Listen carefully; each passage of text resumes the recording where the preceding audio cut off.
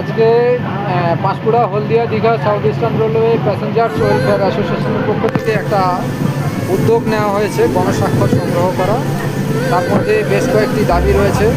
তার মধ্যে যে দাবিগুলি হলো দীঘা সেকশনে অস্থায়ী যে লোকালগুলো চলছে স্পেশাল লোকাল হিসাবে সেগুলোকে স্থায়ীকরণ করা এবং অন্যান্য আরও কিছু দাবি আছে।